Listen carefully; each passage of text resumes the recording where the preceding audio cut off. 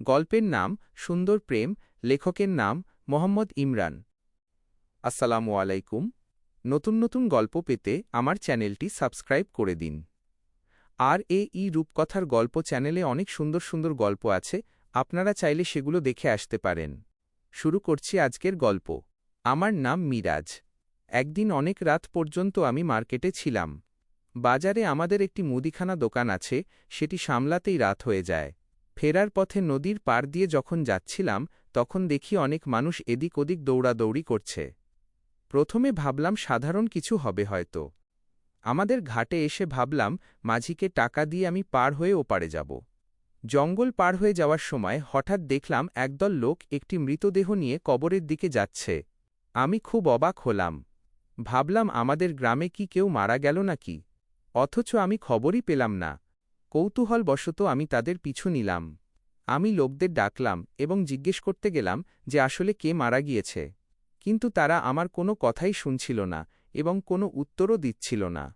আমি নাছোড়বান্দা হয়ে তাদের একজনের হাতে হাত রেখে থামানোর চেষ্টা করলাম, কিন্তু হাত ছোঁয়া মাত্রই সেই লোকগুলো যখন আমার দিকে ফিরল, আমি যা দেখলাম তাতে আমার রক্ত হিম হয়ে গেল। তাদের চেহারা ছিল অত্যন্ত ভয়ঙ্কর, মানুষের মতো একদমই নয়। ভয়ে চিৎকার করে আমি সেখান থেকে দৌড়াতে শুরু করলাম। আমি যত জোরে দৌড়াচ্ছিলাম, পেছন থেকে সেই লোকগুলো ততটাই বিকট শব্দে হাসছিল। সেই হাসির শব্দে যেন পুরো জঙ্গল কাঁপছিল। আমি কোনোমতে প্রাণ হাতে নিয়ে বাড়িতে এসে পৌঁছালাম এবং সোজা বিছানায় শুয়ে পড়লাম। সেই রাতের সেই ভয়ঙ্কর দৃশ্য আমি কোনোদিন ভুলতে পারব না।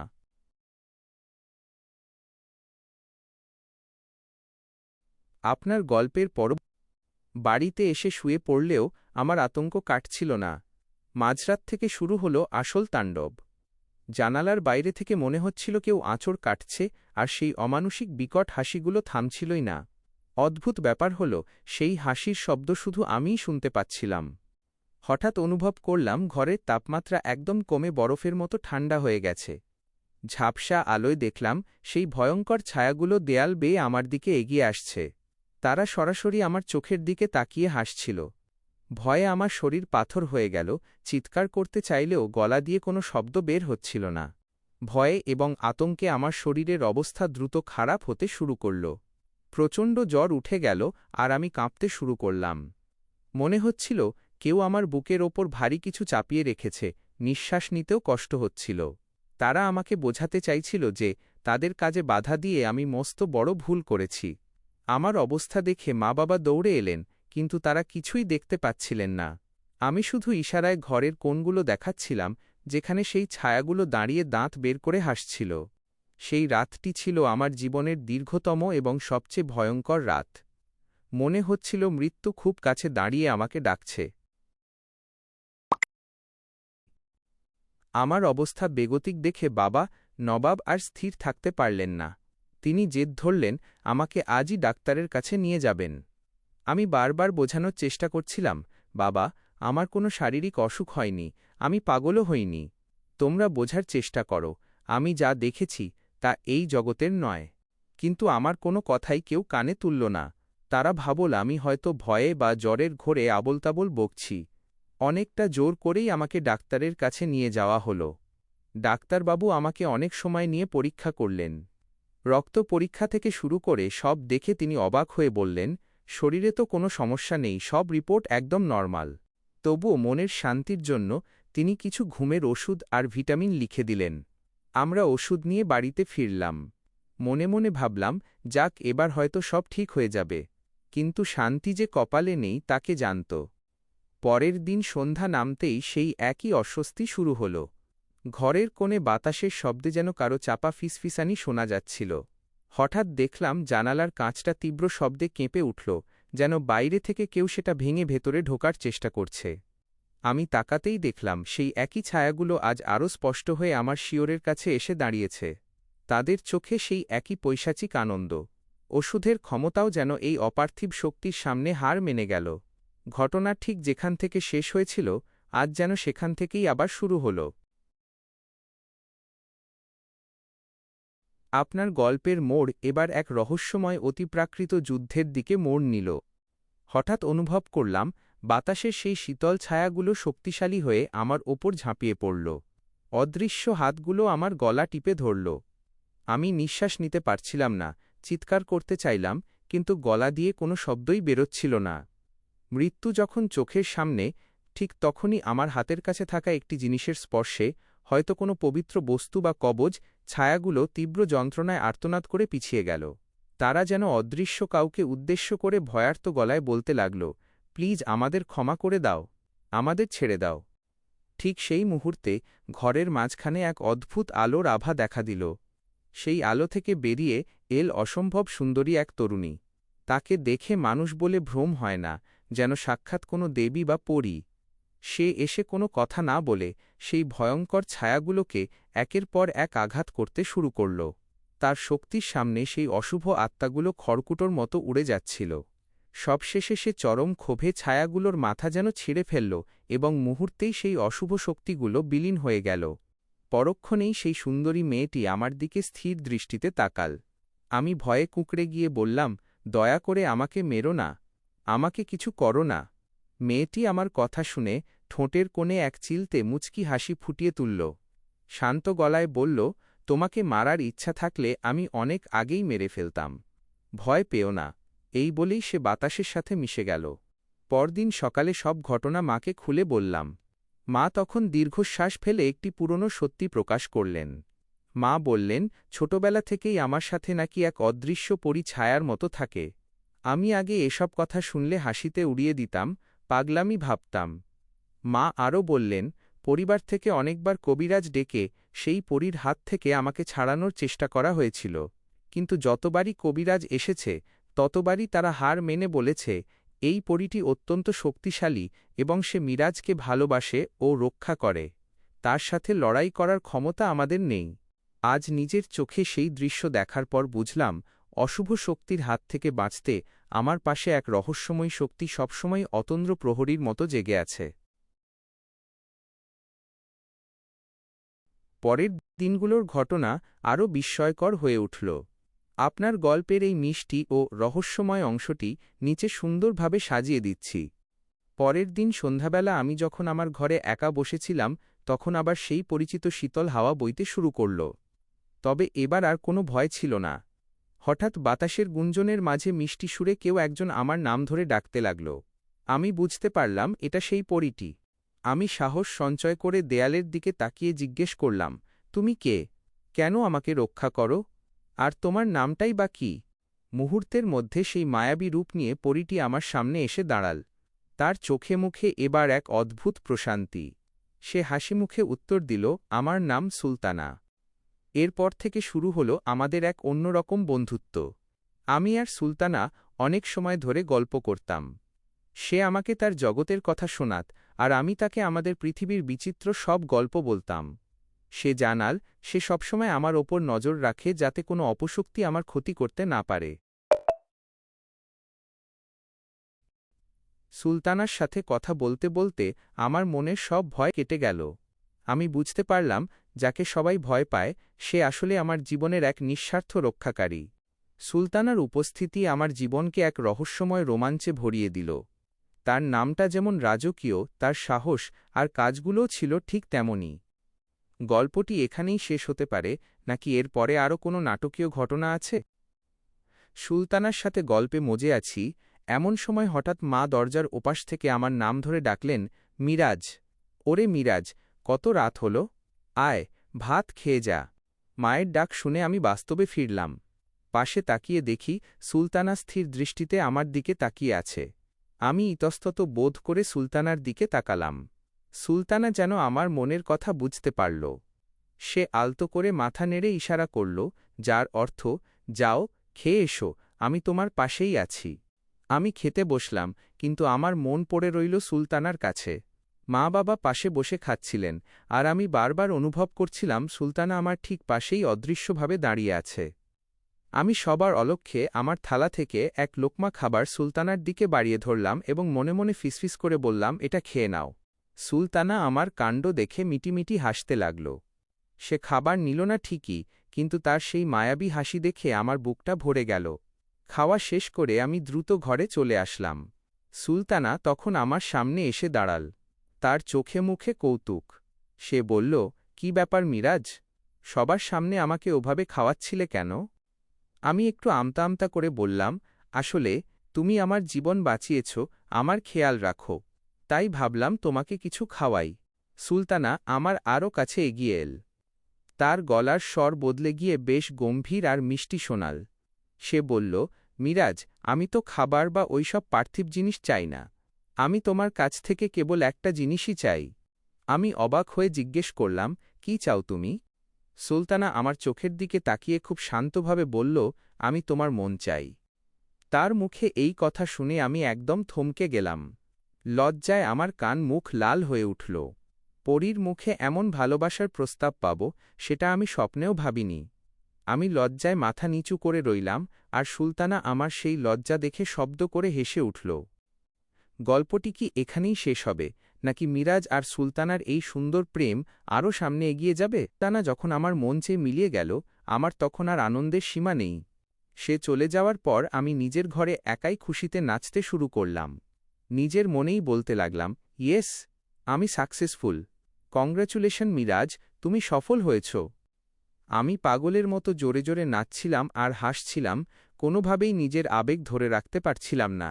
ঠিক সেই সময় হঠাৎ ঘরের এক কোণ থেকে খিলখিল করে হাসির শব্দ ভেসে এল। তাকিয়ে দেখি সুলতানা আবার ফিরে এসেছে। সে আমার নাচ দেখে হেসেই খুন। সে হাসতে হাসতে বলল, আমার মনে হচ্ছে আমার মতো এত সুন্দর পরী দেখে লোকে তো আনন্দে পাগল হয়ে যাওয়ারই কথা, কিন্তু তুমি যে এভাবে ডান্স করবে সেটা ভাবিনি। আসলে সুলতানা সম্পূর্ণ চলে যায়নি, সে আড়ালে লুকিয়ে আমার কাণ্ড দেখছিল।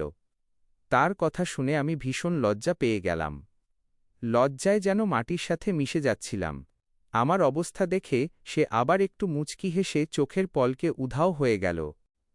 সুলতানা চলে যাওয়ার পর আমি ভাবলাম, এই পরীদের কোনো বিশ্বাস নেই, কখন আসে আর কখন লুকিয়ে দেখে বলা মুশকিল। তাই আর কোনো ঝুঁকি না নিয়ে লাইট বন্ধ করে কাঁথা মুড়ি দিয়ে শুয়ে পড়লাম। দিনভর এত উত্তেজনা আর ধকলের পর কখন যে গভীর ঘুমে তলিয়ে গেলাম, টেরও পেলাম না। গল্পটি কি এখানেই শেষ? পরের দিন সকাল হতেই আমি দোকানে চলে গেলাম। সারাদিন কাজে ব্যস্ত থাকলেও মনের এক কোণে সুলতানার সেই মিষ্টি মুখটা বারবার ভেসে উঠছিল। কখন রাত হবে আর কখন তার দেখা পাব, এই অপেক্ষায় প্রহর গুনছিলাম। অবশেষে রাত হল। দোকান বন্ধ করে আমি যখন বাড়ির পথে রওনা দিলাম, সুলতানা ঠিক আগের মতোই হঠাৎ আমার পাশে এসে হাজির হল। আমরা হাঁটতে হাঁটতে অনেক গল্প করছিলাম। সুলতানার মজার মজার কথা শুনে আমি আপন মনে হাসছিলাম আর কথা বলছিলাম। নদী পার হওয়ার জন্য যখন ঘাটে এলাম, তখন মাঝির সামনেই আমি সুলতানাকে কিছু একটা বলছিলাম। মাঝি বড় বড় চোখ করে আমার দিকে তাকিয়ে রইল। অন্ধকার নৌকায় সে শুধু আমাকেই দেখতে পাচ্ছিল। সে একটু ভয় পেয়ে আমতা আমতা করে জিজ্ঞেস করল, মিরাজ ভাই, আপনি কার সাথে কথা বলছেন? এপারে তো আপনি ছাড়া আর কেউ নেই। আমি একটু বিরক্ত হয়ে আর পরিস্থিতি সামলাতে বললাম, আরে ভাই, আপনাকে অত কিছু জানতে হবে না। আপনি আপনার নৌকা চালান তো। আমার কথা শুনে সুলতানা পাশে দাঁড়িয়ে খিলখিল করে হাসতে লাগল। সে তো অদৃশ্য, তাই তার হাসি শুধু আমিই শুনতে পাচ্ছিলাম। মাঝির কাঁচুমাচু মুখ দেখে আমার নিজেরও হাসি পাচ্ছিল। বাড়ির কাছাকাছি যখন পৌঁছালাম, তখন আমি সুলতানাকে উদ্দেশ্য করে বললাম, শোনো, আজ কিন্তু আমি তোমাকে খেতে দেব। আর খবরদার মানা করবে না, আজ তোমাকে খেতেই হবে। আমার জেদ দেখে সুলতানা আদুরে গলায় হেসে বলল, আচ্ছা বাবা, ঠিক আছে, আজ তোমার হাত থেকে খাবার খাব। এখন খুশি তো? তার সম্মতিতে আমার মনটা খুশিতে ভরে গেল। আজ রাতের খাবারটা যে অন্যরকম হতে চলেছে সেটা আমি বেশ বুঝতে পারছিলাম। গল্পের বাকি অংশ কি আপনি বলবেন? মিরাজ আর সুলতানার সেই মায়াবী ডিনার নিয়ে গল্পের পরবর্তী অংশটি নিচে গুছিয়ে লিখে দিচ্ছি। বাড়িতে ঢুকে আমি হাত মুখ ধুয়ে ফ্রেশ হয়ে নিলাম। মা আমার জন্য খাবার বেড়ে রাখলেন। প্রতিদিনের মতো আজও সুলতানা আমার ঠিক পাশেই বসে আছে। মা চলে যাওয়ার পর আমি সুলতানার দিকে তাকিয়ে চুপি চুপি বললাম, শোনো, আজ কিন্তু কোনো ফাঁকি চলবে না। আমি আমার প্লেট থেকে একটি বড় মাছের টুকরো আর এক লোকমা ভাত সুলতানার দিকে বাড়িয়ে ধরলাম। সুলতানা প্রথমে একটু দ্বিধা করছিল, তারপর আলতো করে আমার হাত থেকে সেই খাবারটুকু মুখে নিল। ওর স্পর্শে আমার আঙুলগুলো যেন এক অদ্ভুত শীতলতায় হিম হয়ে গেল, কিন্তু মনে এক দারুণ উষ্ণতা অনুভব করলাম। সুলতানা মিটিমিটি হাসছিল। সে বলল, জানো মিরাজ, আমাদের জগতে খাবারের স্বাদ এমন নয়, কিন্তু তোমার হাতের এই ভালোবাসার ছোঁয়ায় স্বাদটা অনেক গুণ বেড়ে গেছে। আমি তো লজ্জায় আর খুশিতে আত্মহারা। আমরা দুজন মিলে বেশ কিছুক্ষণ খুনসুটি আর গল্প করতে করতে খাবার শেষ করলাম। খাওয়ার পর সুলতানা আমার চোখের দিকে তাকিয়ে খুব দরদমাখা সুরে বলল, তুমি আমার এত খেয়াল রাখো মিরাজ, সত্যি বলছি তোমার মায়া আমাকে আষ্টেপৃষ্ঠে বেঁধে ফেলছে। আমি একটু সাহস নিয়ে ওর হাতটা ধরার চেষ্টা করলাম, কিন্তু ও বাতাসের মতো ধোঁয়া হয়ে মিলিয়ে গেল। শুধু ভেসে এল ওর কণ্ঠস্বর, আজ অনেক রাত হয়েছে, এবার ঘুমিয়ে পড়ো। কাল আবার দেখা হবে। পরদিন সকালে ঘুম থেকে উঠে আমার মনে হচ্ছিল আমি যেন কোনো স্বপ্নপুরীতে আছি, কিন্তু বালিশের পাশে পড়ে থাকা একগুচ্ছ অচেনা বুনো ফুলের সুগন্ধ আমাকে জানান দিচ্ছিল, সুলতানা কোনো স্বপ্ন নয়, সে আমার জীবনের এক অদ্ভুত সুন্দর ধ্রুবতারা। গল্পের শেষ অংশ কি আপনি এখন বলতে চান? পরদিন রাতে আমি যখন বারান্দায় বসে চাঁদের দিকে তাকিয়েছিলাম, হঠাৎ চারপাশটা চন্দনের গন্ধে ভরে গেল। আমি বুঝলাম সুলতানা এসেছে। সে আমার পাশে এসে বসল, আজ তাকে আগের চেয়েও বেশি মায়াবী লাগছে। আমি তাকে জিজ্ঞেস করলাম, সুলতানা, আমাদের এই সম্পর্ক কি সারা জীবন এভাবেই থাকবে? তুমি তো পরীর জাত আর আমি সাধারণ মানুষ। সুলতানা আমার দিকে একদৃষ্টিতে তাকিয়ে থেকে দীর্ঘশ্বাস ফেলল। তারপর মৃদু স্বরে বলল, ভালোবাসা কোনো জাত বা জগৎ চেনে না মিরাজ। আমি জানি আমাদের পথ সহজ নয়। আমার জগতের রাজারা হয়তো এটা মেনে নেবে না, কিন্তু আমি তোমাকে কথা দিচ্ছি, যতদিন আমার অস্তিত্ব আছে আমি তোমার ছায়া হয়ে থাকব। তার কথায় আমার চোখে জল চলে এল। আমি বললাম, আমিও তোমাকে ছাড়া থাকতে পারব না সুলতানা। ঠিক তখনই আকাশের এক কোণ থেকে বিকট শব্দে মেঘ ডেকে উঠল। সুলতানা চমকে গিয়ে দাঁড়িয়ে পড়ল। তার চেহারায় এক অজানা ভয়ের ছাপ। সে বলল, মিরাজ, আজ আমাকে এখনই যেতে হবে। আমার জগতের লোক আমাকে খুঁজছে। সাবধানে থেকো। আমি কিছু বলার আগেই সে এক লহমায় বাতাসের সাথে মিলিয়ে গেল। আমি একা বারান্দায় দাঁড়িয়ে রইলাম। আকাশে মেঘের গর্জন আরও বাড়ল, যেন কোনো এক মহাপ্রলয় এগিয়ে আসছে। আমি মনে মনে প্রমাদ গুনলাম, আমাদের এই সুন্দর প্রেমে কি তবে কোনো বড় বাধা আসতে চলেছে? সুলতানা কি আবার ফিরবে? সেই রাতের পর থেকে আমার মনে এক অদ্ভুত শূন্যতা আর আশঙ্কা দানা বাঁধতে লাগল। আমি জানতাম না কাল আমার জন্য কি অপেক্ষা করছে।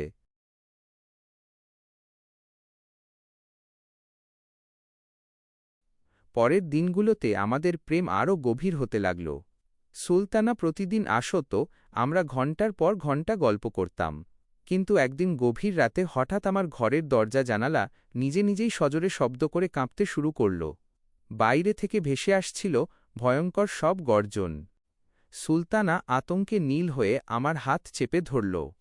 সে কাঁপা গলায় বলল, মিরাজ, আজ বোধহয় আমাদের শেষ সময়। আমার জগতের রাজা আমাদের কথা জেনে গেছেন। তিনি তার অনুচরদের পাঠিয়েছেন আমাকে ফিরিয়ে নিতে আর তোমাকে শাস্তি দিতে। আমি সুলতানাকে জড়িয়ে ধরে বললাম, আমি তোমাকে কোথাও যেতে দেব না। কিন্তু মুহূর্তের মধ্যে ঘরের দেওয়াল ভেদ করে ৪-৫টি বিশাল কালো ছায়া ভেতরে ঢুকে পড়ল। তাদের হাতে ছিল আগুনের শিকল। সুলতানা আমাকে বাঁচানোর জন্য সামনে দাঁড়িয়ে নিজের জাদুশক্তি দিয়ে তাদের আটকানোর চেষ্টা করতে লাগল। সে চিৎকার করে বলল, মিরাজ, তুমি পালাও, এরা তোমাকে মেরে ফেলবে। আমি এক পা ও নড়লাম না, কিন্তু সেই অশুভ শক্তিগুলো আমাকে এক ঝটকায় দেওয়ালের সাথে আছড়ে ফেলল। সুলতানাকে তারা শিকল দিয়ে বেঁধে টেনে নিয়ে যেতে লাগল। সুলতানা কান্নায় ভেঙে পড়ল, তার সেই মায়াবী চোখ দিয়ে রক্তবর্ণের অশ্রু ঝরছিল।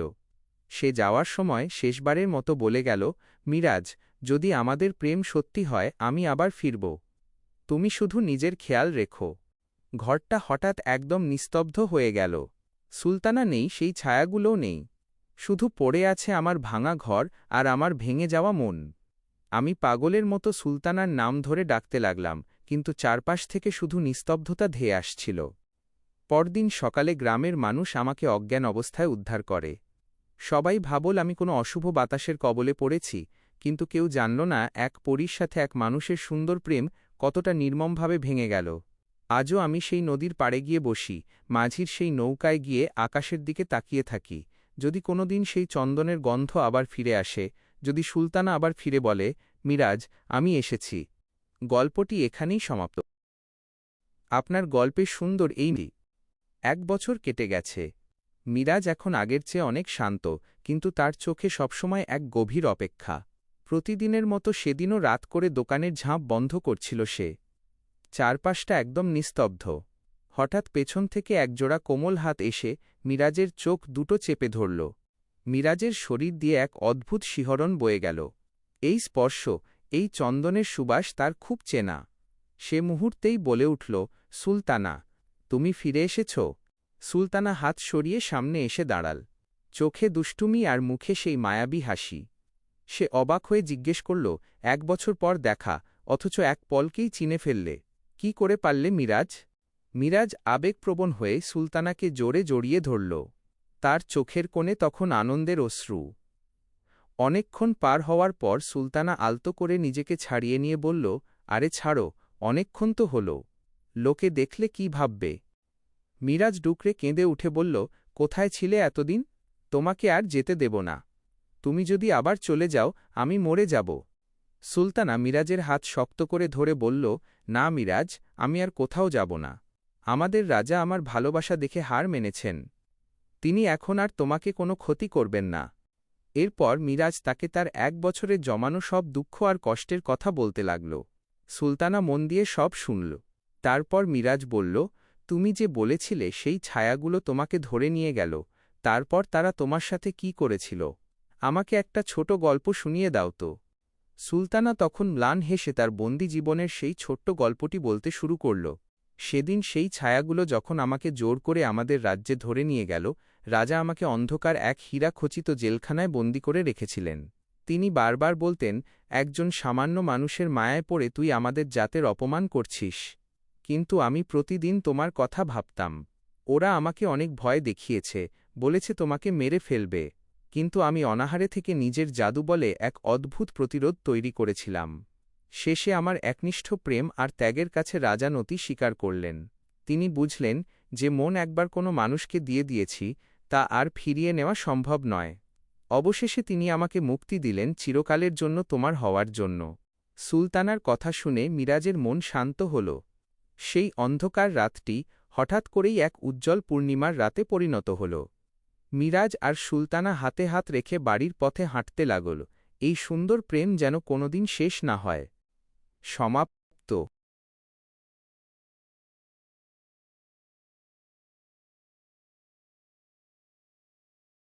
মিরাজ আর সুলতানার পুনর্মিলনের পর শুরু হল তাদের মধুর খুনসুটি। সুলতানা এখন আর সেই ভয়ঙ্কর ছায়া নয়, বরং মিরাজের জীবনের এক চঞ্চল অংশ। দোকান থেকে বাড়ি ফেরার পথে মিরাজ বারবার সুলতানার দিকে তাকাচ্ছিল। সুলতানা সেটা খেয়াল করে মুচকি হেসে বলল, কি ব্যাপার মিরাজ, ওভাবের মতো তাকছ কেন?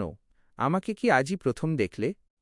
মিরাজ একটু অপ্রস্তুত হয়ে বলল, না মানে, বিশ্বাসই হচ্ছে না যে তুমি সত্যি পাশে আছো। আমার তো মনে হচ্ছে আমি আবার স্বপ্ন দেখছি না তো। 1 বছর পর তোমায় পেলাম, আমি যদি এখন আবার চোখ বন্ধ করি, তুমি কি উধাও হয়ে যাবে? সুলতানা খিলখিল করে হেসে উঠল।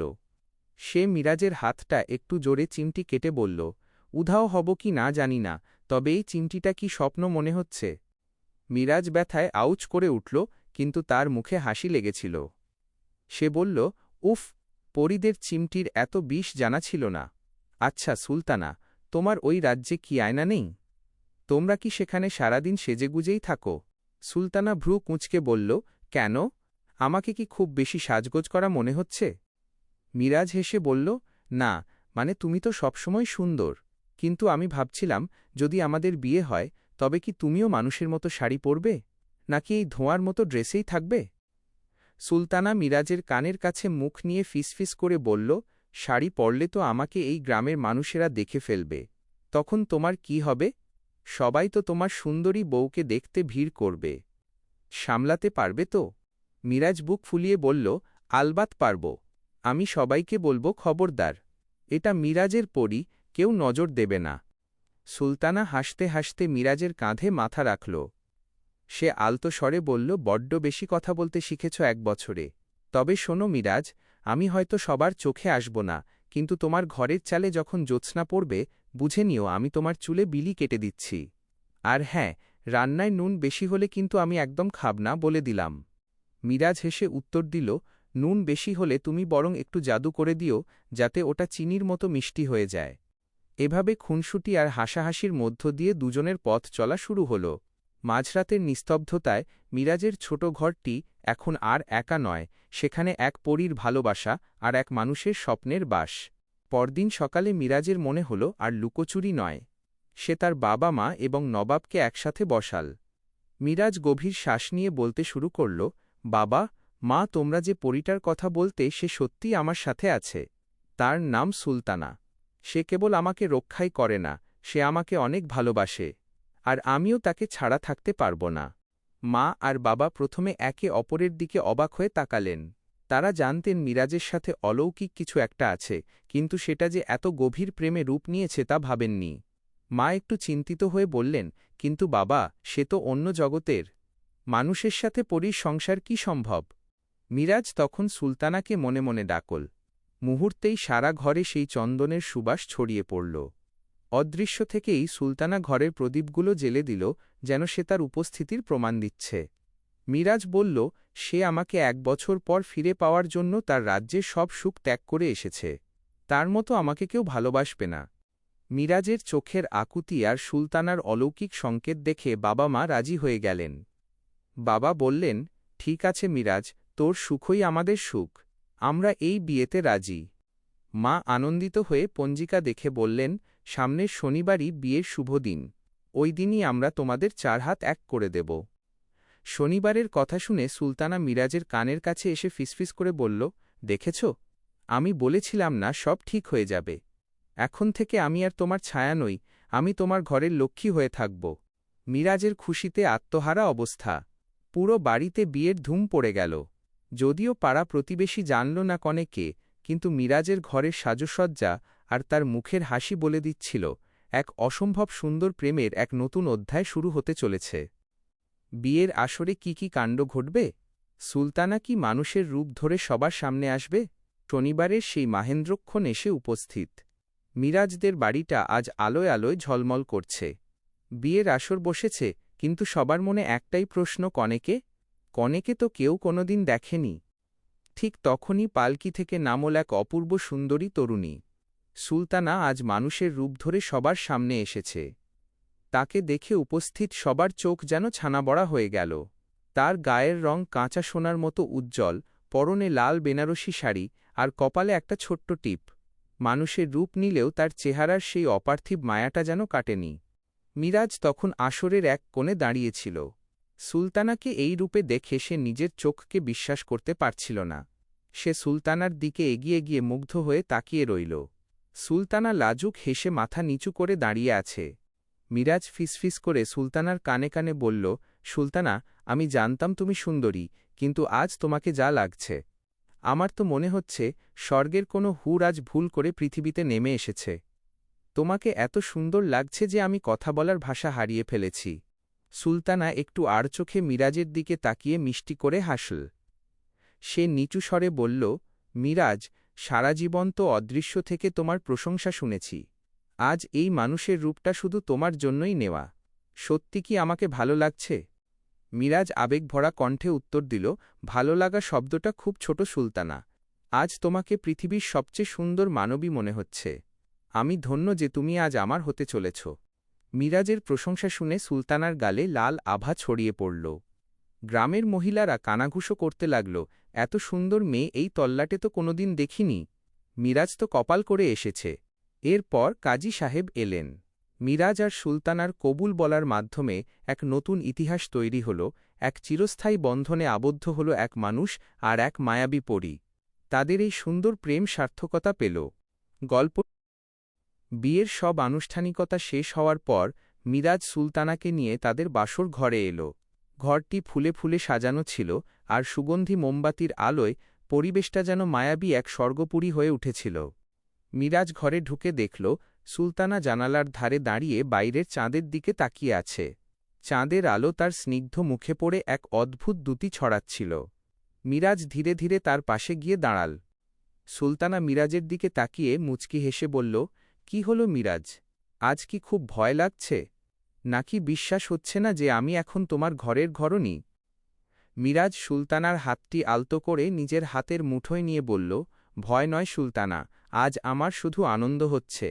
1 বছর আগে যখন তোমাকে হারিয়েছিলাম তখন ভেবেছিলাম আমার জীবনটাই শেষ। কিন্তু আজ তুমি আমার পাশে, আমার জীবনসঙ্গিনী হিসেবে, এটা ভেবেই আমার বুকটা ভরে যাচ্ছে। সুলতানা তখন মিরাজের চোখের দিকে তাকিয়ে বেশ গম্ভীর হয়ে বলল, শোনো মিরাজ, আমি এখন মানুষের রূপ ধরে আছি ঠিকই, কিন্তু আমার অস্তিত্ব কিন্তু সেই মায়াবী জগতেরই। আমি কথা দিচ্ছি, আমি সারা জীবন তোমার সেবা করব, তোমার মা বাবার খেয়াল রাখব। তবে একটা কথা, আমার প্রতি তোমার এই বিশ্বাস যেন কোনোদিন না কমে। মিরাজ আবেগভরা গলায় বলল, আমি কথা দিচ্ছি সুলতানা, মৃত্যু পর্যন্ত আমি তোমার হাত ছাড়ব না। তুমি আমার জন্য যে ত্যাগ করেছ তার মর্যাদা আমি সারা জীবন দিয়ে যাব। সুলতানা তখন মিরাজের কাঁধে মাথা রাখল। বাইরে তখন ঝিঁঝি পোকার ডাক আর মৃদু হাওয়া। সুলতানা ফিসফিস করে বলল, জানো মিরাজ, আমাদের এই সুন্দর প্রেম আজ থেকে এক নতুন গল্প শুরু করল। লোকে জানবে, সত্যিকারের ভালোবাসা থাকলে মানুষ আর পরীর জগতেও মিলন সম্ভব। মিরাজ সুলতানাকে আরও কাছে টেনে নিল। বাসর ঘরের নিস্তব্ধতায় দুজন দুজনার হৃদস্পন্দন শুনতে পাচ্ছিল। সেই রাতে চাঁদের আলো সাক্ষী থাকল এক অমর ও পবিত্র প্রেমের। গল্পের এই সুন্দর গল্পটি আশা করি পাঠকদের মনে দাগ কাটবে। আপনার চ্যানেলের জন্য এটি একটি অসাধারণ কন্টেন্ট হবে। গল্পের শেষ বার্তা, এর থেকে বড় ভালোবাসা কোনো সীমানা বা জগৎ চেনে না, চেনে শুধু দুটি পবিত্র মনের টান। গল্পের শেষ অংশটি আপনার নির্দেশ মতো এভাবে সাজিয়ে দিচ্ছি।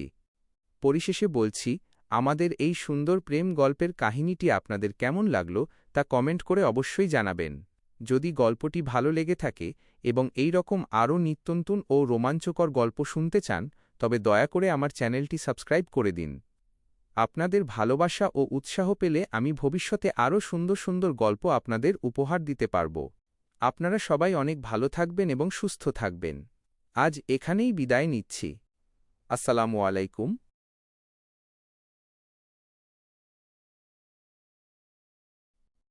মিথ্যা ভালোবাসা। লেখক মোহাম্মদ ইমরান।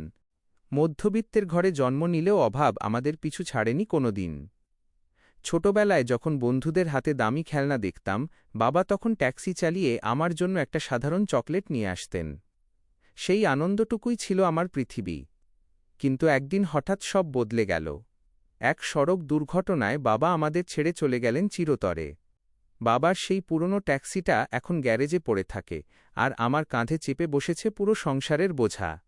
বাবার মৃত্যুর পর পড়াশোনাটা বিসর্জন দিয়ে কাজে নামতে হল। সারাদিন হাড়ভাঙা খাটুনি শেষে যখন বাসায় ফিরি, মা মুখটা দেখে দীর্ঘশ্বাস ফেলেন। আমি শুধু হাসি। কিন্তু এই কঠিন জীবনেও একটা রঙের ছোঁয়া লেগেছিল। তার নাম ছিল রিয়া। রিয়াকে যখন প্রথম দেখি, মনে হয়েছিল পৃথিবীটা বুঝি একটু বেশিই সুন্দর। ও জানো তো আমি গরিব, জানো তো আমার বাবা নেই। ও বলো তো, টাকা দিয়ে কি হয়? মানুষের মনটাই আসল। আমি বোকার মতো বিশ্বাস করেছিলাম। নিজের খাওয়ার খরচ বাঁচিয়ে ওর জন্য উপহার কিনতাম, উৎসবের দিনে নিজের জন্য জামা কিনে ওকে সারপ্রাইজ দিতাম। আমার এই ভাঙাচোরা জীবনে ও ছিল একমাত্র আশার আলো। কিন্তু সেই আলো যে মিছে মরীচিকা ছিল তা বুঝতে বেশি দেরি হয়নি। সেদিন ছিল বৃষ্টির বিকেল। কাজ থেকে তাড়াতাড়ি ছুটি পেয়ে ওর কলেজের সামনে গিয়েছিলাম একটু দেখা করার জন্য। দেখলাম ও একটা চকচকে নীল রঙের দামি গাড়িতে উঠছে। পাশেই বসে আছে সুঠাম দেহের এক যুবক। রিয়া ওর সাথে হাসিমুখে কথা বলছে, ঠিক যে হাসিটা ও আমাকে দিত। আমি কাছে যেতেই ও আমাকে দেখেও না দেখার ভান করল। পরে যখন ফোন করে জিজ্ঞেস করলাম, ও অবহেলার সুরে বলল, দেখো আকাশ, তুমি ভালো ছেলে হতে পারো, কিন্তু তোমার সাথে কোনো ভবিষ্যৎ নেই। আমি তো আর সারা জীবন তোমার সাথে বাসে বা রিকশায় ঘুরতে পারব না। আর আমার বন্ধুদের কাছে তোমাকে পরিচয় দেওয়ার মতো কিছু নেই তোমার। কথাগুলো শুনে মনে হলো বুকটা কেউ ছিঁড়ে ফেলছে। বুঝলাম, ওর কাছে ভালোবাসা মানে ছিল স্রেফ একটা সময় কাটানোর মাধ্যম। আমার আবেগ, আমার ত্যাগের কোনো মূল্যই ওর কাছে নেই। ও যা দিয়েছিল তা ছিল কেবলই মিথ্যা ভালোবাসা। বাসায় ফিরে আয়নায় নিজের দিকে তাকালাম। চোখের জল মুছে ফেললাম। বুঝতে পারলাম, যারা শুধু প্রাচুর্য দেখে ভালোবাসে তারা আসলে ভালোবাসতেই জানে না। আমার মা যে ডাল ভাতটুকু সযতনে পাতে তুলে দেয় সেটাই আসল ভালোবাসা। বাবার স্মৃতি আর মার দোয়াকে পুঁজি করে আবার নতুন করে বাঁচার শপথ নিলাম। ভালোবাসা হয়তো মিথ্যা হয়, কিন্তু দায়িত্ব আর পরিশ্রম কখনো মিথ্যা হয় না। রিয়ার দেওয়া সেই আঘাত সহ্য করে নিজেকে সামলে নেওয়ার চেষ্টা করছিলাম, কিন্তু বুকের ভেতরটা তখনও হাহাকার করছিল। পরদিন মনটা শান্ত করার জন্য শহরে কাজে গেলাম। কাজ শেষ করতে করতে অনেক রাত হয়ে গেল। ফেরার পথে নির্জন একটা বাগানের পাশ দিয়ে যাচ্ছিলাম।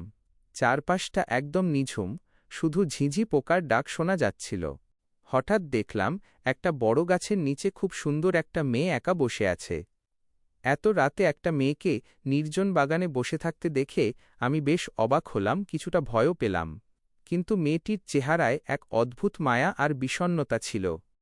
আমি সাহস করে মেয়েটির কাছে গেলাম এবং জিজ্ঞেস করলাম, এত রাতে আপনি এখানে একা কি করছেন? আপনার কি কোনো বিপদ হয়েছে? মেয়েটি শান্ত চোখে আমার দিকে তাকাল। তার চাহনিতে কোনো ভয় ছিল না। সে খুব ধীর গলায় বলল, আমি এখানেই থাকি। তার কথা শুনে আমি কিছুটা বিভ্রান্ত হলাম। এই বাগানে কেউ থাকে বলে তো আমার জানা নেই, কিন্তু আমি আর কথা বাড়ালাম না। ভাবলাম হয়তো তার কোনো ব্যক্তিগত সমস্যা আছে। আমি যখন সেখান থেকে চলে আসার জন্য পা বাড়ালাম, তখন পেছন ফিরে শেষবারের মতো তার নামটা জানতে চাইলাম। আমি বললাম, কিছু মনে করবেন না, আপনার নামটা কি জানা যাবে? মেয়েটি হালকা হেসে বলল, ফারিয়া।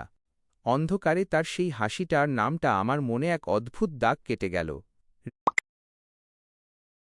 রিয়া আমাকে যে মিথ্যে ভালোবাসার সাগরে ডুবিয়েছিল, ফারিয়ার সাথে এই ক্ষণিকের দেখা যেন সেই যন্ত্রণায় কিছুটা হলেও প্রলেপ দিল। কিন্তু প্রশ্ন একটাই থেকে গেল, এই গভীর রাতে ফারিয়া কেন ওই বাগানে একা থাকে?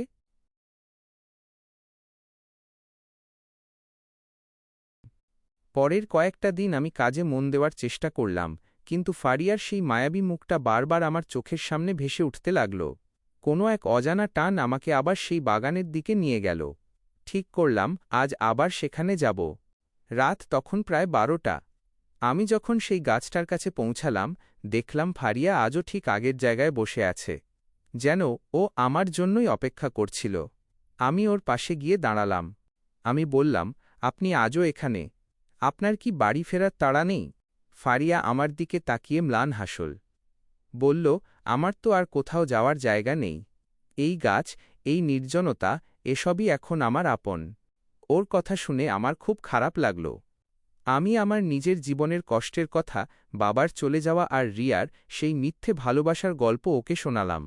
ও খুব মন দিয়ে আমার কথাগুলো শুনল। আমার মনে হল, এই শহরে অন্তত একজন আছে যে আমার কথাগুলো মন দিয়ে শোনে। কথা বলতে বলতে রাত আরও গভীর হল। বিদায় নেওয়ার সময় আমি বললাম, আমি কি কাল আবার আসতে পারি?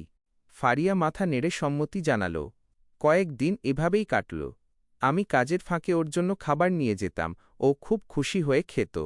আমার মনে হতে লাগল, হয়তো ভাগ্য আমাকে রিয়ার বদলে এই সহজ সরল মেয়েটার কাছে নিয়ে এসেছে। কিন্তু একদিন হঠাৎ এক অদ্ভুত কাণ্ড ঘটল। শহরের এক বয়স্ক লোকের সাথে কথা প্রসঙ্গে আমি সেই বাগানের গল্প তুললাম। লোকটা আমার কথা শুনে চমকে উঠে বললেন, ওই বাগানে রাতে যেও না বাবা। আজ থেকে 5 বছর আগে ফারিয়া নামের এক মেয়ে ওই গাছের নিচে বসে অপেক্ষা করতে করতে মারা গিয়েছিল। তার ভালোবাসার মানুষটি তাকে কথা দিয়েও আর ফিরে আসেনি। কথাটা শুনে আমার গায়ের লোম খাড়া হয়ে গেল। আমি দৌড়ে সেই বাগানে গেলাম। গাছটা আছে, কিন্তু ফারিয়া নেই। শুধু বাতাসের শোঁশো শব্দে যেন ভেসে আসছে সেই পরিচিত কণ্ঠস্বর, আমি এখানেই থাকি। আমি স্তব্ধ হয়ে দাঁড়িয়ে রইলাম। যে ভালোবাসাকে আমি খুঁজে পাওয়ার স্বপ্ন দেখছিলাম, তা কি তবে বাস্তবের কেউ ছিল না? নাকি ফারিয়াও অন্য কোনো জগতের এক না পাওয়া ভালোবাসার প্রতীক ছিল? রিয়ার ভালোবাসা ছিল বেঁচে থাকা মানুষের মিথ্যা অভিনয়, আর ফারিয়ার ভালোবাসা হয়তো মৃত্যুর ওপারের এক অন্তহীন অপেক্ষা। আপনার কথা মতো গল্পের পরবর্তী ফারিয়ার রহস্যময় উত্তর শুনে আমি আর বেশি কিছু না বলে বাড়ির পথে হাঁটা দিলাম। সারা রাস্তা মনের ভেতর একটা অদ্ভুত অনুভূতি কাজ করছিল। পরদিন সকালে কাজে যাওয়ার সময়ও ফারিয়ার সেই মায়াবী মুখটা বারবার চোখে ভাসছিল। পরের কয়েকদিন আমি নিয়ম করে ওই বাগানের পাশ দিয়ে যাওয়ার সময় ফারিয়ার সাথে দেখা করতে লাগলাম। আমি আমার জীবনের সব কথা ওকে খুলে বললাম, কিভাবে বাবা মারা যাওয়ার পর আমি ট্যাক্সি চালানো শিখলাম, কিভাবে রিয়া আমাকে ধোঁকা দিয়ে চলে গেল। ও খুব চুপচাপ শুনত, মাঝে মাঝে শুধু হালকা হাসত। ওর হাসিতে একটা অদ্ভুত শান্তি ছিল, যা আমি রিয়ার কাছে কোনোদিন পাইনি। একদিন ফারিয়াকে বললাম, তুমি এখানে সারারাত একা কেন থাকো? তোমার কি ভয় লাগে না? ফারিয়া দূরে আকাশের দিকে তাকিয়ে বলল, ভয় তো তাদের লাগে যাদের হারানোর কিছু আছে। আমার তো হারানোর ভয় নেই। আমি শুধু একজনের জন্য অপেক্ষা করছি, যে আমাকে কথা দিয়েছিল কোনো এক পূর্ণিমা রাতে ফিরে আসবে। ওর চোখে জল চিকচিক করছিল। আমি আবেগপ্রবণ হয়ে ওর হাতটা ধরতে গেলাম, কিন্তু অবাক হয়ে দেখলাম আমার হাতটা ওর হাতের ভেতর দিয়ে গলে গেল। আমি স্তম্ভিত হয়ে পিছিয়ে আসলাম। আমার শরীর ভয়ে কাঁপতে শুরু করল। ফারিয়া করুণ স্বরে বলল, ভয় পেও না। আমি তোমাকে কোনো ক্ষতি করব না। তুমি ভালো মানুষ, তাই তোমাকে আমার সত্যিটা বললাম। আমি আজ থেকে 10 বছর আগে এই জায়গাতেই মারা গিয়েছিলাম। রিয়া তোমাকে মিথ্যা ভালোবাসা দিয়ে কষ্ট দিয়েছে, আর আমি প্রকৃত ভালোবাসার অপেক্ষায় আজও এখানে আটকে আছি। আমি বাকরুদ্ধ হয়ে দাঁড়িয়ে রইলাম। যে মেয়েটার সাথে আমি প্রতিদিন গল্প করেছি, সে আসলে এই পৃথিবীর কেউ নয়। ফারিয়া ধীর পায়ে অন্ধকারের দিকে মিলিয়ে যেতে যেতে বলল, আকাশ, মিথ্যা ভালোবাসার জন্য শোক করো না। জীবনে এমন কাউকে খুঁজো যে তোমার অভাবের দিনেও ছায়ার মতো পাশে থাকবে। সেদিনের পর আমি আর কোনোদিন ওই বাগানে ফারিয়াকে দেখিনি। কিন্তু আমার মনের ভেতর থেকে রিয়ার দেওয়া সেই কষ্টের বোঝাটা হালকা হয়ে গেল। আমি বুঝলাম, ভালোবাসা মানে শুধু পাওয়া নয়, ভালোবাসা মানে ত্যাগের পর এক অনন্ত অপেক্ষা। আমি আবার নতুন করে জীবন গড়ার শপথ নিলাম, আমার মায়ের জন্য, আমার বাবার অপূর্ণ স্বপ্নের জন্য। সেই দিনের পর থেকে প্রতিদিন ওই বাগানে যাওয়া আমার নেশা হয়ে দাঁড়িয়েছিল। আমি জানতাম ফারিয়া এই জগতের নয়, তবুও ওর প্রতি আমার এক গভীর টান তৈরি হয়েছিল।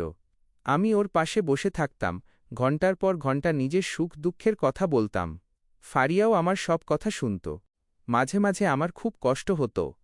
ভাবতাম, রিয়ার মতো মানুষরা দিব্যি বেঁচে আছে আর অন্যদের কষ্ট দিচ্ছে, অথচ ফারিয়ার মতো এত শান্ত আর ভালো একটা মেয়েকে এভাবে অকালে চলে যেতে হল। আসলে পৃথিবীতে ভালো মানুষদেরই বোধহয় বেশি পরীক্ষা দিতে হয়। একদিন আমি সাহস করে ওকে জিজ্ঞেস করলাম,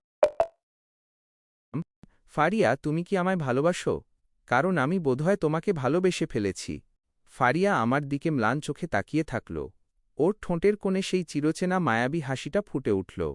ও শান্ত গলায় বলল, ভালোবাসা মানে শুধু একসাথে থাকা নয় আকাশ।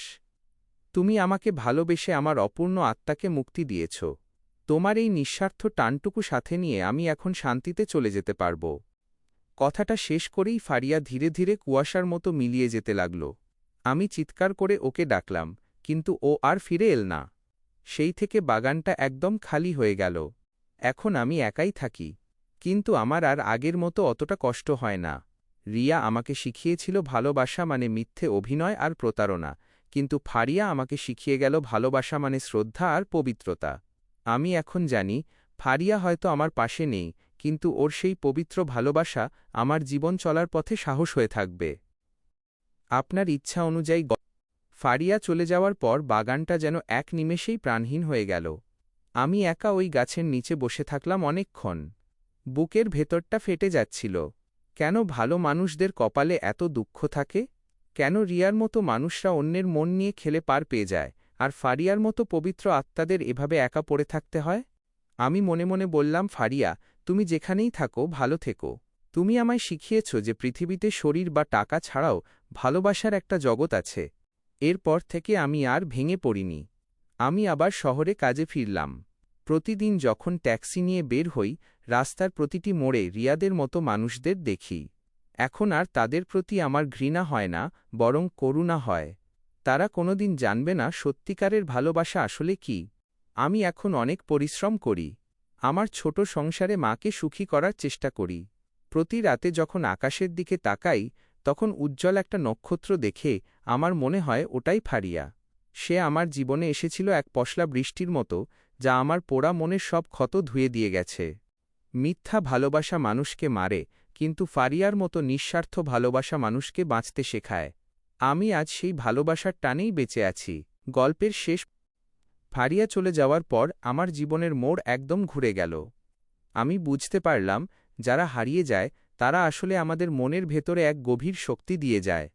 আমি আর সেই ভেঙে পড়া গরিব ট্যাক্সি চালক রইলাম না, আমার ভেতরে জন্ম নিল এক নতুন জেদ।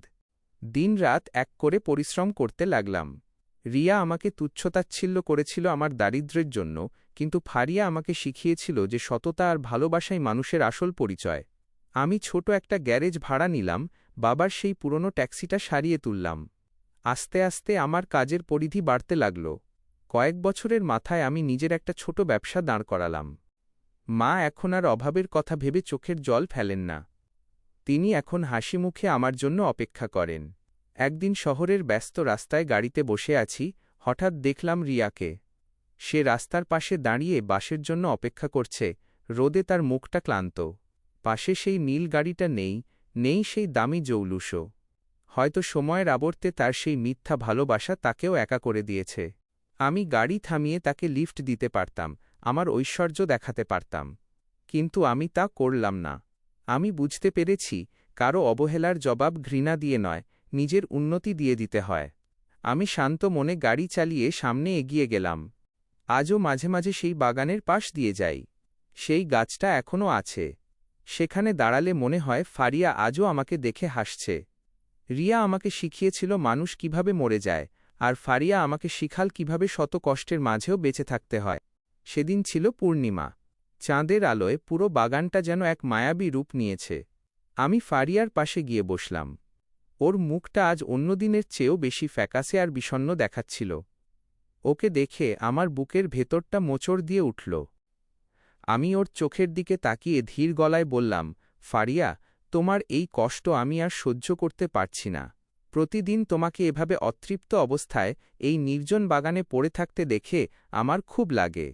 আমি তোমাকে এই বন্দি জীবন থেকে মুক্তি দিতে চাই। ফারিয়া চমকে আমার দিকে তাকাল। ওর চোখে জল টলমল করছিল। আমি আবার বললাম, তুমি কার অপেক্ষায় আছো জানি না, কিন্তু আমি চাই তুমি শান্তিতে ওপারে চলে যাও। তোমার জন্য আমি মন থেকে দোয়া করছি। আমি তোমাকে মন থেকে মুক্তি দিলাম ফারিয়া। কথাগুলো বলতেই এক অদ্ভুত কাণ্ড ঘটল। বাতাসের শোঁসো শব্দ থেমে গেল। ফারিয়ার সারা শরীর থেকে এক মায়াবী জ্যোতি বের হতে লাগল। ও আমার দিকে তাকিয়ে শেষবারের মতো হাসল, তবে এই হাসিতে কোনো বিষণ্ণতা ছিল না, ছিল পরম তৃপ্তি। ও অস্ফুট স্বরে বলল, ধন্যবাদ আকাশ। আজ আমি মুক্ত হলাম। দেখতে দেখতে ফারিয়ার অবয়বটা হালকা কুয়াশার মতো বাতাসে মিশে গেল। এরপর অনেকক্ষণ আমি একা ওই গাছের নিচে বসে রইলাম। অদ্ভুত ব্যাপার হল, আমার আর আগের মতো অতটা খারাপ লাগছিল না। বরং মনে হচ্ছিল একটা বিশাল বোঝা নেমে গেল। ভালো মানুষকে মুক্ত করে দেওয়াটাই বোধহয় শ্রেষ্ঠ ভালোবাসা। রিয়া আমাকে মিথ্যে মায়ার জালে আটকে রেখেছিল, আর আমি ফারিয়াকে সত্য ভালোবাসার টানে মুক্তি দিলাম। শহরটা এখন অনেক শান্ত মনে হয়। আমি আবার আমার ট্যাক্সি নিয়ে রাস্তায় নেমে পড়লাম, তবে এবার আর একা নই। ফারিয়ার সেই পবিত্র স্মৃতিটুকু আমার সারথি হয়ে থাকল।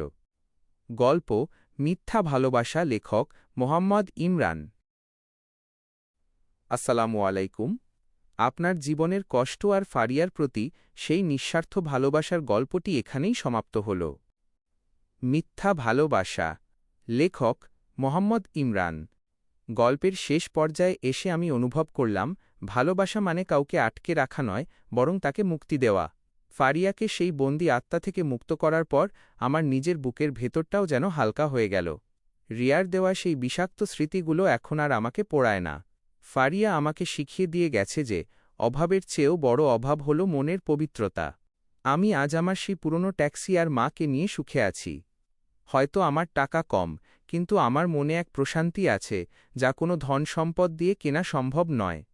যারা সত্যিকারের ভালোবাসার কদর করতে জানে না, তাদের জন্য আমার মনে আর কোনো আক্ষেপ নেই। ফারিয়া নেই, কিন্তু তার সেই মায়াবী হাসিটা আজও আমার স্মৃতিতে অমর হয়ে আছে।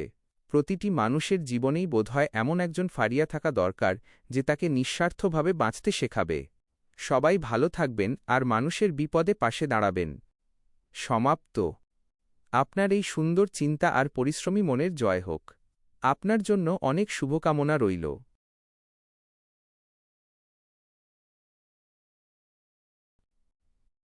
নিঃশব্দ উপহার, লেখক মোহাম্মদ ইমরান।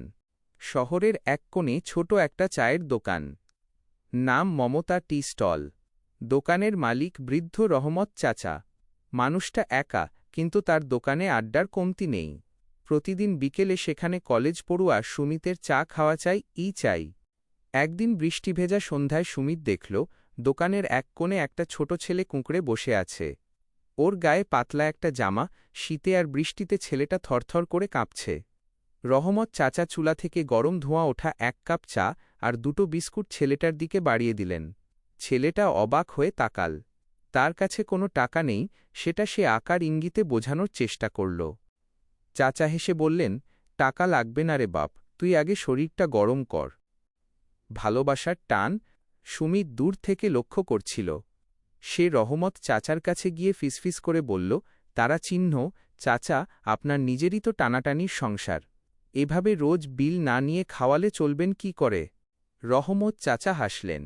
তার ঝুলে পড়া চামড়ার ভাঁজে এক অদ্ভুত প্রশান্তি ফুটে উঠল। তিনি বললেন, বাবা সুমিত, পেট ভরার জন্য চাল ডাল লাগে ঠিকই, কিন্তু আত্মা ভরার জন্য ভালোবাসা লাগে। এই ছেলেটার ক্ষুধার্ত মুখটা যখন হাসবে, তখন আমার মনে হবে আমি রাজপ্রাসাদে আছি। মানুষের প্রতি মানুষের এই টানটুকু না থাকলে তো আমরা পশুই হয়ে যেতাম। এক নতুন শুরু। সুমিত সেদিন শুধু চাই খেল না, একটা বড় শিক্ষাও পেল। সে তার ব্যাগ থেকে অতিরিক্ত একটা জ্যাকেট বের করে ছেলেটির গায়ে জড়িয়ে দিল। লেখক মোহাম্মদ ইমরান এই গল্পের মাধ্যমে আমাদের মনে করিয়ে দিতে চেয়েছেন যে ভালোবাসা কোনো বড় অঙ্কের দান নয়, বরং এটি হল অন্যকে বুঝতে পারার এক নীরব ক্ষমতা। রাস্তার সেই নামহীন ছেলেটার চোখে তখন কৃতজ্ঞতার অশ্রু। বৃষ্টির শব্দের চেয়েও সেই মুহূর্তে ওই ছোট ছেলেটার হাসিটা সুমিতের কানে বেশি মধুর মনে হল। মায়ার বন্ধন, পর্ব ২। লেখক মোহাম্মদ ইমরান।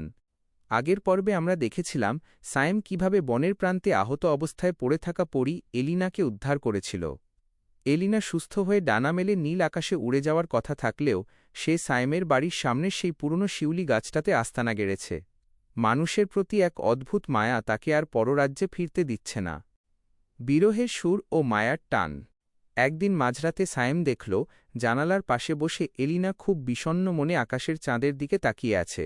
সায়েম ধীর পায়ে কাছে গিয়ে দাঁড়াল। সায়েম, এলিনা, তুমি কি তোমার জগতের কথা ভাবছ? ফিরে যেতে ইচ্ছে করছে? এলিনা মৃদু হেসে, সায়েম, পররাজ্যে মায়া নেই, শুধু জৌলুস আছে। সেখানে সবাই সুন্দর, কিন্তু কেউ কারো জন্য চোখের জল ফেলে না। অথচ তোমাদের এই পৃথিবীতে মানুষ একে অপরের জন্য কতটা ব্যাকুল হয়। তোমার সেই মমতা আমাকে আটকে ফেলেছে। সায়েম বুঝতে পারল, ভালোবাসা কেবল রক্ত মাংসের মানুষের মধ্যেই সীমাবদ্ধ নয়, এটি এমন এক শক্তি যা ভিন্ন দুই জগতের প্রাণীকেও এক সুতোয় বেঁধে ফেলে। এক কঠিন পরীক্ষা। পরদিন হঠাৎ আকাশ কালো হয়ে এল। পররাজ্য থেকে এলিনাকে ফিরিয়ে নিতে এল পরীর রাজা। তারা আকাশ থেকে গম্ভীর স্বরে ঘোষণা করল যে কোনো পরীর সাথে মানুষের সম্পর্ক থাকা নিয়মবিরুদ্ধ। যদি এলিনা ফিরে না যায়, তবে সায়েমের গ্রামের ওপর এক অভিশাপ নেমে আসবে। সায়েম এলিনাকে বলল, তারা চিহ্ন, তুমি চলে যাও এলিনা। আমার জন্য তোমার বা তোমার জগতের কোনো ক্ষতি হোক, তা আমি চাই না। সত্যিকারের ভালোবাসা মানে তো অন্যকে আটকে রাখা নয়, তাকে ভালো রাখা। কিন্তু এলিনা এক অনন্য দৃষ্টান্ত স্থাপন করল। সে তার জাদুকরী ডানা দুটির মায়া ত্যাগ করার সিদ্ধান্ত নিল। সে রাজাকে জানাল, সে আর কোনো ক্ষমতা বা জাদুর জগৎ চায় না। সে সাধারণ এক মানবী হয়ে সায়েমের পাশে থেকে মানুষের সেবা করতে চায়। মানুষের জয় জয়। এলিনার এই আত্মত্যাগ দেখে পররাজ্যের সবাই স্তব্ধ হয়ে গেল। মানুষের প্রতি এই অগাধ বিশ্বাস দেখে রাজা এলিনাকে পৃথিবীতে থাকার অনুমতি দিলেন, তবে একটি শর্তে সে আর কখনো উড়তে পারবে না। এলিনা খুশি মনের ডানা ত্যাগ করল। এখন সে বনের পাশে সায়েমের সাথে এক ছোট কুঁড়ে ঘরে থাকে। তারা দুজনে মিলে গ্রামের অসুস্থ মানুষদের সেবা করে, ক্ষুধার্তদের খাবার যোগায়। গ্রামবাসী এখন আর তাকে পরী বলে ভয় পায় না, বরং তাকে মমতাময়ী মা বা বোন হিসেবে শ্রদ্ধা করে। মোহাম্মদ ইমরানের ভাষ্য, মানুষ ও পরীর এই গল্পটি আসলে প্রতীকী। এটি আমাদের শেখায় যে যখন হৃদয়ে অকৃত্রিম ভালোবাসা আর ত্যাগের মানসিকতা থাকে, তখন জাতপাত বা ভিন্ন জগৎ কোনো দেয়াল হয়ে দাঁড়াতে পারে না। উপসংহার, মানুষের প্রতি মানুষের ভালোবাসা যেমন সুন্দর, তেমনি সৃষ্টির প্রতি ভালোবাসা মহাজাগতিক। ত্যাগের মাধ্যমেই যে ভালোবাসার সার্থকতা খুঁজে পাওয়া যায়, সায়েম ও এলিনা তার এক জ্বলন্ত উদাহরণ। মানুষ ও পরীর এই অনন্য ভালোবাসার গল্পের তৃতীয় ও শেষ পর্বে লেখক মোহাম্মদ ইমরান এক নতুন মোড় নিয়ে এসেছেন। যেখানে জাদুর চেয়েও বড় হয়ে উঠেছে মানুষের প্রতি মানুষের মমত্ববোধ। মায়ার বন্ধন শেষ পর্ব। লেখক মোহাম্মদ ইমরান। এলিনা এখন আর উড়তে পারে না, তার পিঠে আর সেই রূপালী ডানা নেই। কিন্তু তার দু হাতে এখন জাদুর চেয়েও বেশি শক্তি, সেটা হল সেবার শক্তি। সায়েমের সাথে মিলে সে গ্রামের প্রান্তে একটি ছোট পাঠশালা আর চিকিৎসালয় গড়ে তুলেছে। গ্রামের মানুষ তাকে ভালোবেসে নাম দিয়েছে মায়া। এক কঠিন পরীক্ষা। হঠাৎ 1 বছর পর গ্রামে এক ভয়াবহ মহামারী দেখা দিল। চারদিকে হাহাকার, মানুষ দিশেহারা হয়ে পড়ছে। এলিনা তার পররাজ্যের জ্ঞান দিয়ে ওষুধ তৈরি করার চেষ্টা করছে, কিন্তু সাধারণ মানবী হওয়ায় তার ক্ষমতা এখন সীমাবদ্ধ। সায়েম দিনরাত এক করে রোগীদের সেবা করছে, কিন্তু সে নিজেও একসময় ক্লান্ত হয়ে অসুস্থ হয়ে পড়ল। সায়েমের ফ্যাকাশে মুখ দেখে এলিনা ভেঙে পড়ল। সে আকাশের দিকে তাকিয়ে তার হারানো জগৎকে স্মরণ করল। পররাজ্যের রাজা তার ব্যাকুলতা দেখে আকাশে আবির্ভূত হলেন। রাজা, এলিনা, তুমি যদি একবার তোমার পুরনো ডানা ফিরে পেতে চাও, তবে সায়েমকে সুস্থ করার শক্তি আমি দেব। কিন্তু শর্ত হল, তোমাকে চিরতরে এই জগৎ ছেড়ে ফিরে আসতে হবে। এলিনা, মহারাজ, যে ভালোবাসা আমাকে ত্যাগ শিখিয়েছে, সেই ভালোবাসাকে আমি মৃত্যুর মুখে ঠেলে দিয়ে নিজের সুখ খুঁজব না। আমি চাই সায়েম সুস্থ হোক, এই গ্রামের মানুষগুলো বাঁচুক। তার বদলে আপনি আমার প্রাণটুকু নিয়ে নিন। ত্যাগের মহিমা। এলিনার এই নিঃস্বার্থ আবেদন দেখে রাজার কঠোর মন গলে গেল। তিনি বুঝতে পারলেন, মানুষের সংস্পর্শে এসে এলিনা কেবল ডানা হারায়নি, বরং সে এক বিশাল হৃদয়ের অধিকারী হয়েছে। রাজা কোনো প্রাণ নিলেন না, বরং তার ঐশ্বরিক আশীর্বাদে পুরো গ্রামকে রোগমুক্ত করে দিলেন। সায়েম সুস্থ হয়ে উঠে এলিনাকে জড়িয়ে ধরল। সে জানত না, পর্দার আড়ালে এলিনা তাকে বাঁচানোর জন্য কি বড় পণ করেছিল। লেখক মোহাম্মদ ইমরান এখানে দেখিয়েছেন যে আসল জাদু কোনো মন্ত্রে থাকে না, তা থাকে প্রিয়জনকে আগলে রাখার ইচ্ছাশক্তিতে। শেষ কথা, ভালোবাসার জয়। বছর ঘুরে যায়। এলিনা আর সায়েম এখন বৃদ্ধ। তাদের কোনো ডানা নেই, জাদুর কাঠি নেই, আছে কেবল একে অপরের প্রতি অটুট বিশ্বাস আর মানুষের প্রতি অগাধ ভালোবাসা। গ্রামের মানুষ এখনও গল্প করে, একসময় এক পরী আকাশ থেকে নেমে এসেছিল, যে উড়তে জানত না ঠিকই, কিন্তু শিখিয়ে দিয়েছিল কিভাবে মাটির পৃথিবীতে থেকে মানুষকে ভালোবাসতে হয়। মোহাম্মদ ইমরানের বার্তা, ভালোবাসা মানে কেবল কাছে পাওয়া নয়, ভালোবাসা মানে অন্যের বিপদে ছায়া হয়ে থাকা। মানুষের প্রতি এই ভালোবাসাই আমাদের জগতের শ্রেষ্ঠ ঐশ্বর্য। মেহগনি তলার পাঠশালা। লেখক মোহাম্মদ ইমরান। শহরের কোলাহল থেকে অনেক দূরে এক নিঝুম গ্রাম শান্তিপুর। সেই গ্রামে কোনো এককালে এক বৃদ্ধ থাকতেন, নাম তাঁর রহমত আলী। গ্রামের সবাই তাঁকে মাস্টার দাদু বলে ডাকত। রহমত আলীর কোনো আপনজন ছিল না, ঘর বলতে ছিল ভাঙাচোরা একটা টিনের চাল আর সামনে বিশাল এক মেহগনি গাছ। কিন্তু রহমত আলীর হৃদয়ে ছিল এক অতল সমুদ্রের মতো ভালোবাসা। সেই ভালোবাসার টানেই প্রতিদিন বিকেলে ওই মেহগনি তলায় জড়ো হতো একদল পথশিশু। কেউ ফুল বেচে, কেউ জুতো পালিশ করে, আবার কেউ হয়তো কেবলই ভোব ঘুরে। রহমত আলী তাদের হাতে হাতখড়ি দিতেন, শোনাতেন মানুষের জয়গান। এক বিষণ্ণ দুপুর। মাঝে মধ্যে আকাশ মেঘলা হলে রহমত আলী একা বসে থাকতেন। একদিন তার প্রিয় ছাত্র, 10 বছরের ছোট্ট আকাশ জিজ্ঞেস করল, দাদু, আপনি আমাদের কেন পড়ান? আমাদের তো কোনো ভবিষ্যৎ নেই, আমরা তো কালো রাস্তায় ফুল বেচব। রহমত আলী আকাশের মাথায় হাত বুলিয়ে দীর্ঘশ্বাস ফেলে বললেন, দাদা ভাই, শিক্ষা কেবল বড় লোক হওয়ার জন্য নয়, শিক্ষা হল মানুষের ভেতরকার অন্ধকার দূর করার জন্য। তোমরা আজ রাস্তায় ফুল বেচছ বলে ছোট নও, তোমাদের ভেতরে যদি মানুষের প্রতি ভালোবাসা থাকে, তবে তোমরাই একজন সত্যিকারের রাজা। ভালোবাসার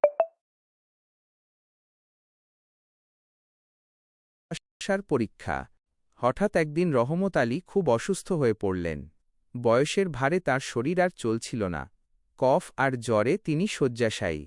ভাঙা চাল দিয়ে বৃষ্টির জল পড়ছে তার গায়ে। গ্রামের অবস্থাসম্পন্ন মানুষরা খুব একটা খোঁজ নিল না, কারণ রহমত আলী তো তাঁদের কেউ নন। কিন্তু খবর পৌঁছে গেল সেই পথশিশুদের কানে। তারা তাদের সারা দিনের জমানো সামান্য কিছু টাকা এক করল। কেউ 5 টাকা, কেউ 10 টাকা। সেই টাকা দিয়ে তারা শহরের বড় ডাক্তারকে ডেকে আনল। ডাক্তারবাবু অবাক হয়ে দেখলেন, একদল ধুলোবালি মাখা নোংরা পোশাকের শিশু একজন বৃদ্ধের চারপাশ আগলে বসে আছে। কারো হাতে এক গ্লাস জল, কেউ বা দাদুর মাথায় জলপট্টি দিচ্ছে। ডাক্তারবাবু যখন রহমত আলীকে সুস্থ করে তুললেন, তখন তিনি অবাক হয়ে একটি কথা বললেন, আমি অনেক বড় বড় হাসপাতালে চিকিৎসা করেছি, কিন্তু এমন নিঃস্বার্থ ভালোবাসা আমি কোথাও দেখিনি। এই শিশুদের চোখের আকুতি আপনাকে সারিয়ে তুলেছে। ভালোবাসার উত্তরাধিকার। অসুস্থতা থেকে সেরে ওঠার পর রহমত আলী একদিন সকালে দেখলেন তার মেহগনি তলায় একটি ইটের দেয়াল তোলা হচ্ছে। গ্রামের সেই বিত্তবান মানুষরা লজ্জিত হয়ে এগিয়ে এসেছেন। তারা বুঝতে পেরেছেন রহমত আলী যা শিখিয়েছেন তা কেবল পুঁথিগত বিদ্যা নয়, তা হল মানুষের প্রতি মানুষের টান। সায়েম নামের এক যুবক, যে একসময় রহমত আলীর কাছে ছোটবেলায় পড়ত, সে বড় ইঞ্জিনিয়ার হয়ে ফিরে এসেছে। সে মেহগনি তলায় এক আধুনিক পাঠশালা তৈরির দায়িত্ব নিল। রহমত আলী তখন চশমাটা মুছে মৃদু হেসে আকাশের দিকে তাকালেন। আকাশ আজ আর বিষণ্ণ নয়, তার চোখে এখন আগামীর স্বপ্ন। উপসংহার। গল্পের শেষে লেখক মোহাম্মদ ইমরান আমাদের মনে করিয়ে দেন, মানুষের প্রতি মানুষের ভালোবাসা কখনোই বৃথা যায় না।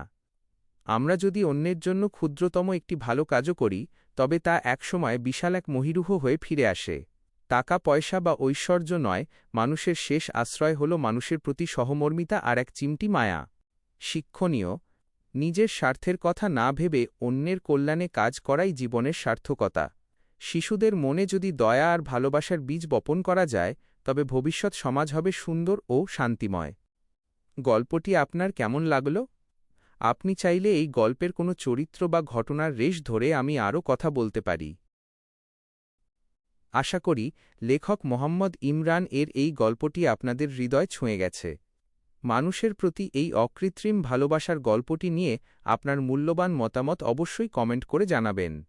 আপনাদের একটি ছোট্ট সুন্দর মন্তব্য আমাদের আরও ভালো কিছু লেখার অনুপ্রেরণা দেয়। গল্পটি ভালো লেগে থাকলে ভিডিওটিতে একটি লাইক দিন এবং বন্ধুদের সাথে শেয়ার করুন, যাতে এই মানবিকতার বার্তা সবার কাছে পৌঁছে যায়।